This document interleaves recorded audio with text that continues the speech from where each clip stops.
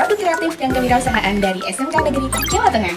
Nah, kali ini kita akan membahas tentang APBN nih. Lalu, teman-teman tahu nggak sih apa itu APBN? Kenapa APBN harus ada? Yuk, kita bahas.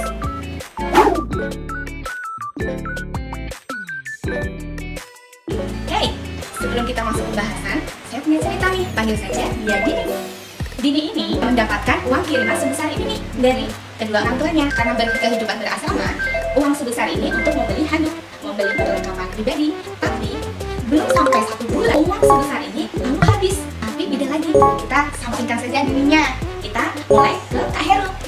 Kak Heru sama orang tuanya mendapatkan kiriman uang dari orang tuanya. Tapi bedanya, Kak Heru ini memiliki perencanaan keuangan yang baik, sehingga Kak Heru bisa memenuhi kebutuhannya dengan terperinci, bahkan bisa menabung uangnya. Nah, dari ilustrasi keduanya, kita bisa tahu bahwa pengelolaan uang itu sangat penting.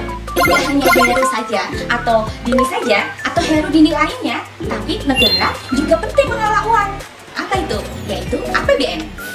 Mengacu pada pasal 23 ayat 1 Undang-Undang Dasar 1945, anggaran pendapatan dan belanja negara sebagai wujud pengelolaan uang negara ditetapkan setiap tahun dengan undang-undang dan dilaksanakan secara terbuka dan bertanggung jawab untuk sebesar-besarnya kemakmuran rakyat. Dari pasal tersebut mengandung 5 unsur. Apa saja itu? Yaitu APBN sebagai pengelola keuangan negara. Yang kedua, APBN ditetapkan 1 tahun, berarti berlaku 1 tahun. Lalu, yang ketiga, APBN ditetapkan dengan undang-undang. Lalu, APBN dilaksanakan terbuka dan bertanggung jawab. Yang terakhir, APBN untuk kemakmuran rakyat seperti kita ini loh. Anggaran pendapatan dan belanja negara APBN digunakan oleh pemerintah untuk mewujudkan tujuan pembangunan nasional, sehingga APBN dapat memberikan dampak bagi pertumbuhan ekonomi serta menjaga stabilitas perekonomian negara. Secara spesifik, tujuan penyusunan APBN adalah sebagai pedoman pendapatan dan pembelanjaan negara dalam pelaksanaan tugas negara, meningkatkan pertumbuhan ekonomi dan kemakmuran masyarakat. Ada 6 fungsi APBN. Yang pertama, otorisasi. Otorisasi yaitu menjadi dasar untuk melaksanakan pendapatan dan belanja pada tahun yang bersangkutan. Yang kedua, perencanaan. Perencanaan adalah suatu anggaran negara berperan menjadi pedoman bagi manajemen dalam merencanakan kegiatan pada pengeluaran negara selama 1 tahun, mulai bulan Januari sampai bulan Desember. Yang ketiga, pengawasan. Nah, pengawasan ini berfungsi dalam APBN untuk menilai apakah kegiatan penyelenggaraan pemerintah negara sesuai dengan ketentuan yang telah ditetapkan. Yang keempat, alokasi, yaitu membagi anggaran untuk dialokasikan pada pembangunan dan pemerataan.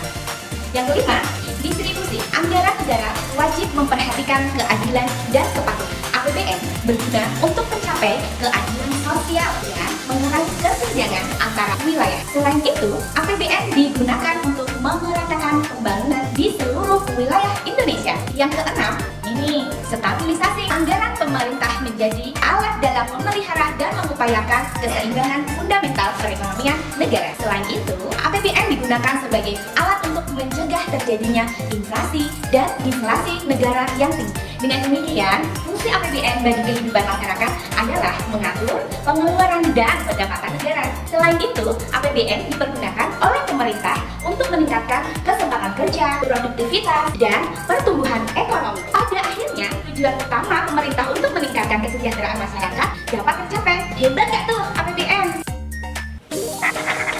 6 fokus utama dalam kebijakan APBN 2022. Jelas, Jokowi dalam rapat paripurna DPR Senin 16 Agustus 2021 memiliki 6 fokus, yaitu fokus pertama, melanjutkan upaya pengendalian COVID dengan tetap memprioritaskan sektor kesehatan. Yang kedua, menjaga keberlanjutan program perlindungan sosial bagi masyarakat miskin dan rentan. Yang ketiga, untuk memperkuat agenda peningkatan sumber daya manusia atau SDM yang unggul, berintegritas, serta berdaya saing. Yang keempat, terang Jokowi melanjutkan pembangunan infrastruktur dan peningkatan kemampuan adaptasi teknologi. Kelima adalah penguatan sentralisasi fiskal untuk meningkatkan pemerataan kesejahteraan antar daerah. Lalu, fokus terakhir nih adalah melanjutkan reformasi penganggaran dengan menerapkan zero based budgeting atau yang disebut juga dengan menggunakan metode anggaran tak terpisah. Untuk apa? Untuk mendorong agar belanja lebih efisien.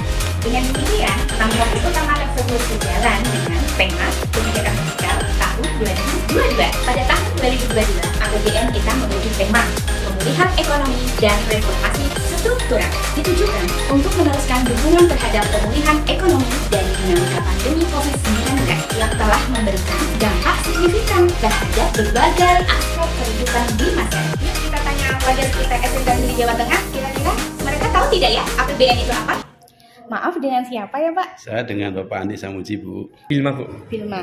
Mas Bilma tahu nggak APBN itu apa? Kalau APBN menurut pengertian saya itu anggaran pendapatan dan belanja negara. APBN itu anggaran perencanaan pembangunan negara. Nah, kalau pendapatan itu didapatkan dari pajak-pajak seluruh rakyat Indonesia. Kalau belanja negara itu uang pajak dan hasil kekayaan lainnya itu dibelanjakan untuk kebutuhan negara. Sudah, Bu, kayak lupa.